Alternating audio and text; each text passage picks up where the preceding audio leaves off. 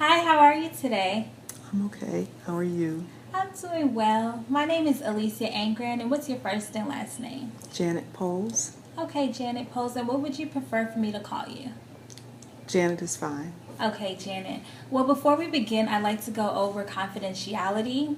What that means is everything that we discuss in our sessions, it will be kept between you and I.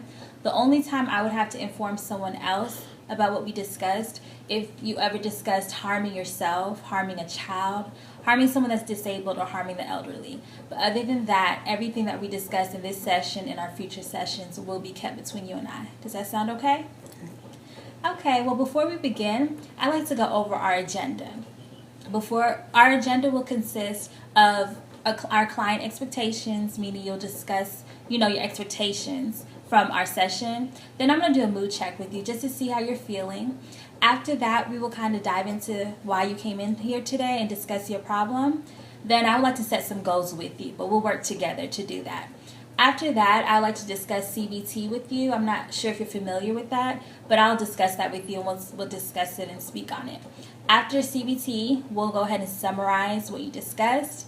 And after the summary, I'd like to give you some homework, and then I'd like to end with some feedback. Okay.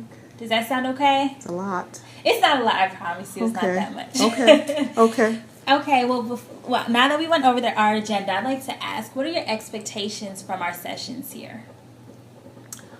Well, I've been really depressed the last couple of weeks, especially.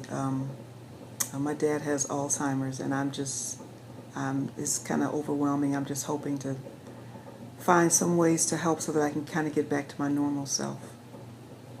Okay, well, I hear that you mentioned you've been depressed. So over the past 7 days, on a scale from 0 to 10, 0 meaning you've been really depressed, or 10 not that depressed, how would you scale your depression? Maybe a 4. Okay. All right. Well, Janet, I would like to kind of speak to you about why you came in today. I know you spoke a little bit about depression. So what is it exactly that's causing you to feel depressed? Well, my father was diagnosed recently with Alzheimer's, and I'm kind of managing it by myself. I have 6 brothers and sisters, and none of them want to help. They feel that I should handle it because I'm the oldest. And I'm a single parent. I have 3 children. I work full time, and trying to take care of my father, watching him decline has just been really hard for me. So I just feel like I'm all alone, and I'm not sure what to do. I really don't even understand Alzheimer's. Okay, I just want to make sure I understand what you're saying. So you're feeling depressed because your father has been diagnosed with Alzheimer's, and you're feeling alone and you don't get any support from your siblings, and you're also a single mother that works full time? Yes. Okay, and you're not familiar as far as exactly what Alzheimer's is, so it's Right. kind of, does Right. that make you feel a little clueless about it? Yes. Okay. Well, out of those things, as far as you feeling alone, not having support from your siblings, and you being a single mother, and not knowing about Alzheimer's, what would you feel is the number one that we should place on the agenda for us to discuss today? Not having support. I feel like if my family was there, maybe it would be easier. But I feel like I'm just all alone with this. Okay. Well, since that's the first priority on our list to discuss today, I would like to address that as far as setting goals for you. You're saying that you're feeling alone and you don't have any support. Right. So what do you think would be some good goals that could assist with that, with you feeling alone? Making my sisters and brothers help. They need to help. Okay. So a goal that maybe we can establish here is if you speak to your siblings and see if we can maybe divide tasks for your father with them. Do you think that could be a good goal? That would be great. Okay. Another thing I'd like to speak to you about is cognitive behavior therapy. Okay. Are you familiar with that? Have you heard of it? No. Okay, well, what I find helpful with clients is to make a little illustration to explain it. Can I show you? Sure. Okay. Well, pretty much what cognitive behavior therapy is, over here we have our thoughts. Okay. And our thoughts influence our feelings. Okay. And after that, our feelings produce and influence our behaviors. Okay. So that's what we're going to pretty much address today. Okay.